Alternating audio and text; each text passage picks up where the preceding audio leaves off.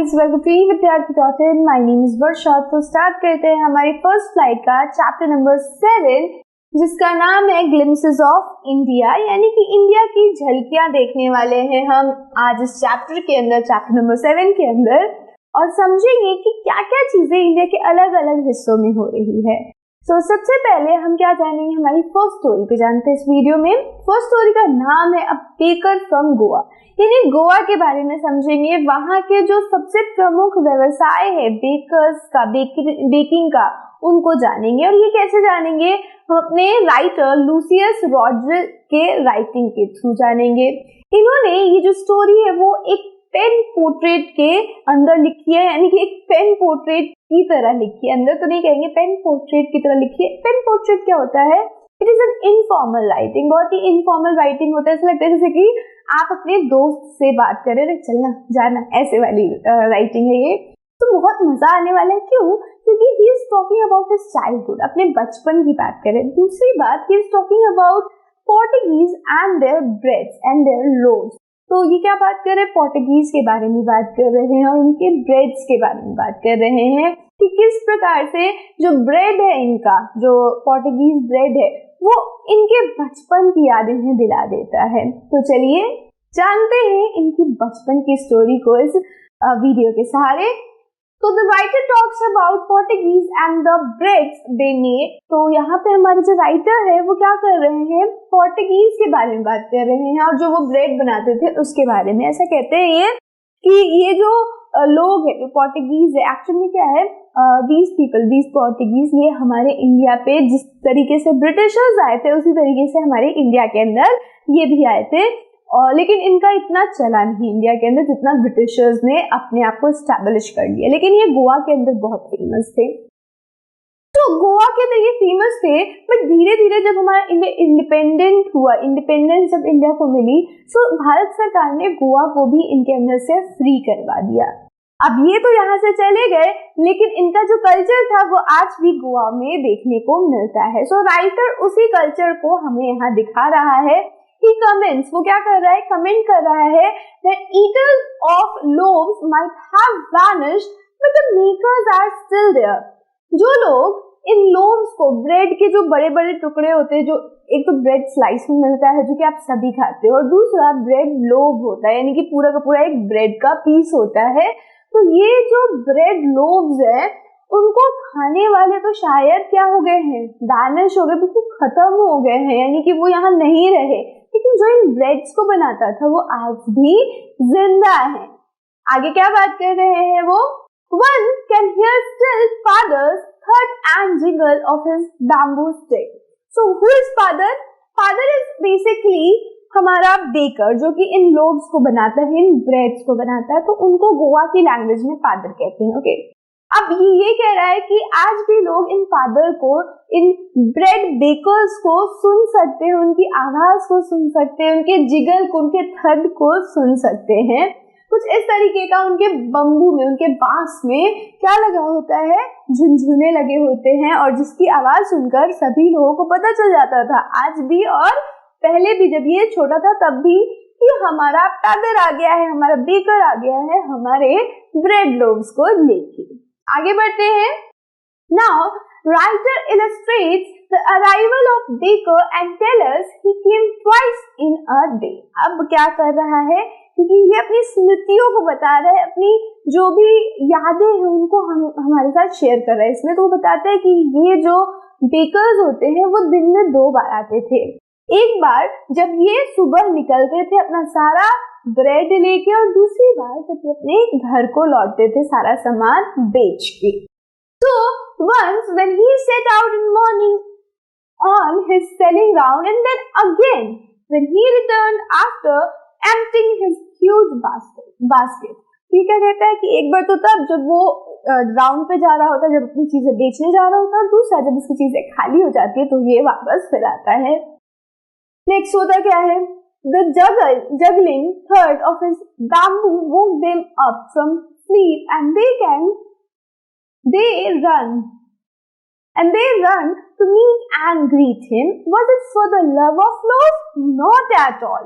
तो क्या होता है कि सुबह सुबह बिल्कुल निकलता होता है, तो छोटे बच्चे थे ये, तो ये सो रहे होते हैं, लेकिन जैसे ही उसकी बम्बू की आवाज सुनते, वो झुनझुने की आवाज सुनते जो कि उसके स्टिक के ऊपर लगा होता है, बम्बू के ऊपर लगा होता है, वो उठ के दौड़ के भागते हैं उसको ग्रीट करने के लिए, पैदल को बेकर को ग्रीट करने के लिए।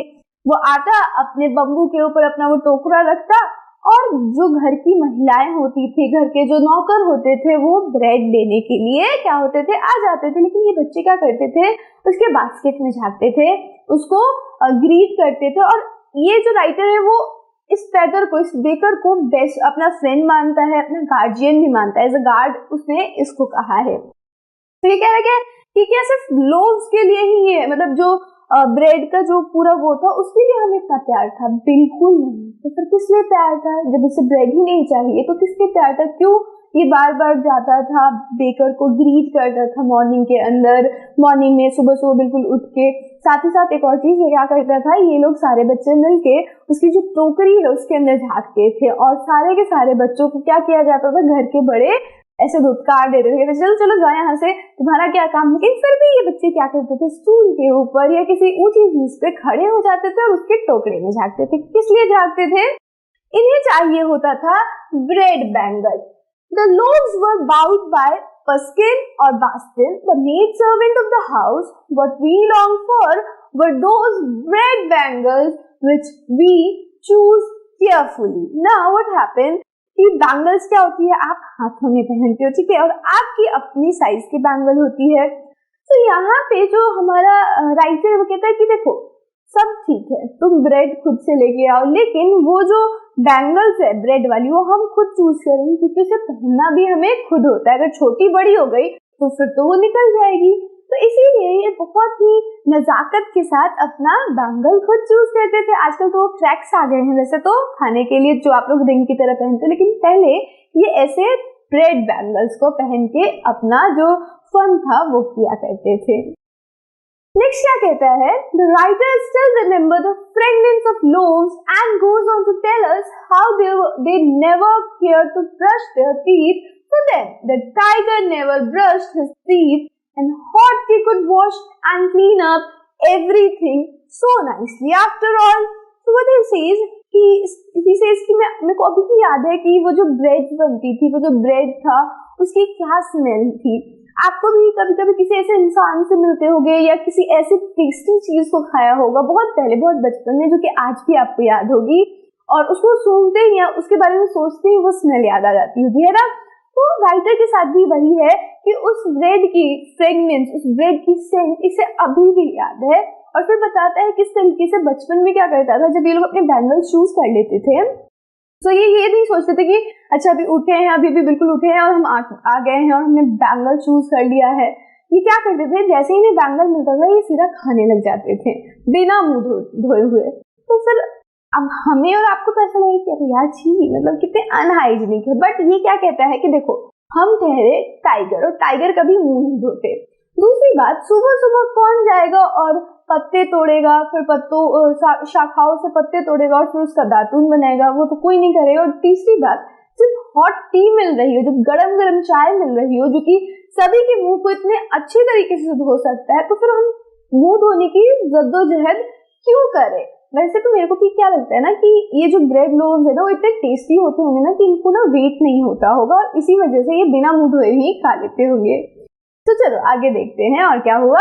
तो ये जो राइटर है फर्दर और बताते हैं कि किस प्रकार से जो बेकर होता है उसकी इंपॉर्टेंस विलेज के अंदर होती है, क्योंकि वो जो बेकर है ना जो ब्रेड बनाता था वो स्पेशल ओकेजन्स पे काम आती थी, स्पेशल ओकेजन पे उनका इस्तेमाल होता था। जैसे कि marriage gifts are meaningless without sweet bread known as bol. क्या बताता है राइटर कि जितने भी मैरिज गिफ्ट्स आएंगे या दिए जाएंगे वो मीनिंगलेस, उनका कोई मीनिंग ही नहीं बच जाता अगर आपने बोल यानी कि एक स्वीट ब्रेड का नाम है बोल वो नहीं दिया। तो अगर वो नहीं दिया तो आपका जो मैरिज गिफ्ट है वो बिल्कुल मतलब कोई मतलब नहीं है।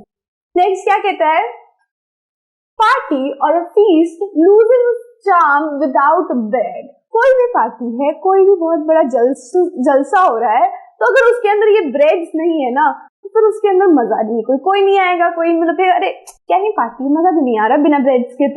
तो ब्रेड का होना जरूरी था। साथ ही साथ lady of the house must prepare sandwiches on the occasion of her daughter's engagement. तो जब भी किसी लड़की की शादी होती थी तो उसकी माँ क्या करती थी, उन ब्रेड से, जो बेकर ब्रेड लेके आता था, उनसे सैंडविचेस बनाती थी। और ये एक कस्टम था, एक रिचुअल तरीके से आप कह सकते हो कि बनता ही था सबके घर में। तो इस तरीके से यहाँ के लोग जो ब्रेड है उसको बहुत ज्यादा लाइक करते थे, बहुत ज्यादा उनकी जो कल्चर है उसके अंदर घुल मिल गया था। अब ब्रेड उनके कल्चर में घुल गया है तो उसको बनाने वाला भी तो उनके कल्चर में घुल मिल जाएगा। तो इसी वजह से बेकर को सभी गांव वाले बहुत ज्यादा लाइक करते थे और बहुत ज्यादा उसका भगत, उसका सेवा करते थे, बड़े ज्यादा उसको पैसे भी दिया करते थे। बिल्स जब वो आते थे तो बिल्स भी आराम से उसको दे दिया करते थे, अच्छा ठीक है तुमको इतना चाहिए तुम ले लो, ठीक है, ये होता था। नेक्स्ट कहता है केक एंड बोली नहास are a must for Christmas as well as other festival. तो केक और बोली नहास ये क्या है, ये भी एक तरीके का ब्रेड का रूप है, स्वीट ब्रेड होता है ये भी। ये दोनों चीजें बहुत जरूरी होती थी किसी भी क्रिसमस के ऊपर, किसी भी फेस्टिवल के अंदर। और इसी वजह से the presence of the baker's furnace in the village is absolutely essential. तो यही कारण थे, क्योंकि इतने सारे हमने ओकेजन्स देखे जहाँ पे ब्रेड जो है वो बहुत ज्यादा क्या है, इसेंशियल है। तो इसी वजह से बेकर्स भी क्या थे, बेकर का जो फर्नेस होता है, जो भट्टी होती है, वो भी गांव के अंदर बहुत ही ज्यादा इसेंशियल था, बहुत ज्यादा जरूरी था। तो ड्रेस ऑफ द बेकर, जो बेकर है वो कैसा ड्रेस पहनता है, पहला तो कबई।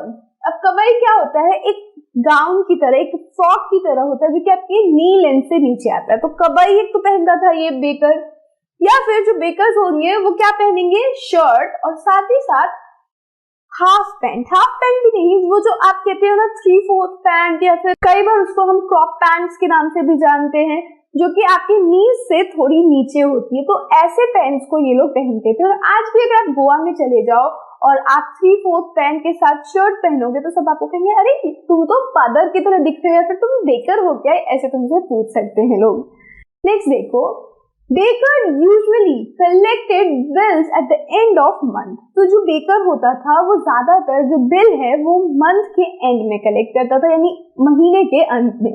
अब ये बिल कहाँ रिकॉर्ड होगा, तो monthly records were recorded with pencil on wall, यानी कि पास में जो घर में जो एक वॉल है उसके ऊपर क्या किया जाता था, ऐसे 1 2 3 करके रिकॉर्ड बना दिया जाता था कि आज 2 ब्रेड खरीदे गए, आज 5 ब्रेड के लोफ आए। और इस तरीके से हर महीने के अंत में ये सारा जो हिसाब है उसको करके पैसे दे दिए जाते थे। In old days bakery was profitable business. तो अब हमारा राइटर बताता है कि पहले के टाइम में जो बेकर था वो बहुत ज्यादा अच्छे पैसे कमाता था, और क्या होता था कि बेकरी को एज अ प्रॉफिटेबल, लाभकारी माना जाता था। हमने देखा किस तरीके से अलग अलग रिचुअल्स पे, अलग अलग सेरेमनीज पे इनकी ब्रेड की जरूरत होती थी। तो ब्रेड को प्रॉफिटेबल बिजनेस माना जाता है। और इसी वजह से आप अगर देखोगे तो पहले के टाइम में जितने भी ब्रेड बेकर्स हुआ करते थे या उनके सर्वेंट हुआ करते थे वो काफी चबी हुआ करते थे और उनकी अपीयरेंस काफी जैक फ्रूट लाइक होती थी, जिसकी वजह से आप उनका जो रहन सहन है या फिर आप ये कह सकते हैं कि वो अच्छी क्वालिटी में अच्छी लाइफस्टाइल को जीते थे, क्योंकि उनको अच्छा खासा क्या हो जाता था, आमदनी मिल जाता है। एंड देयरफॉर, और आगे राइटर क्या कहता है, देयरफॉर इवन टुडे, आज भी any presence with jackfruit like physical appearance is easily compared to a baker. तो आज भी अगर किसी का जो अपीयरेंस है वो जैक फ्रूट की तरह हो, यानी कि थोड़ा सा कोई चबी होगा, तो उसकी जो अपीयरेंस है उसको किससे कंपेयर किया जाता है गोवा के अंदर, यस, बेकर से कंपेयर किया जाता है कि तुम तो बेकर की तरह लग रहे हो। और वहां पे एज अ बेकर होना गर्व की बात मानी जाती थी। क्यों? क्योंकि they were earning well, secondly they were very important person in the village. So this was a glimpse of India और इसका फर्स्ट स्टोरी, जिसके अंदर हमने गोवा की बात करी और गोवा के बेकर्स की बात करी, कितना इंपॉर्टेंट था। नाउ इसके हम कॉम्प्रिहेंशन क्वेश्चंस करते हैं हमारे नेक्स्ट वीडियो में। So I'll see you there. Till then, stay safe and keep learning with us. Bye bye.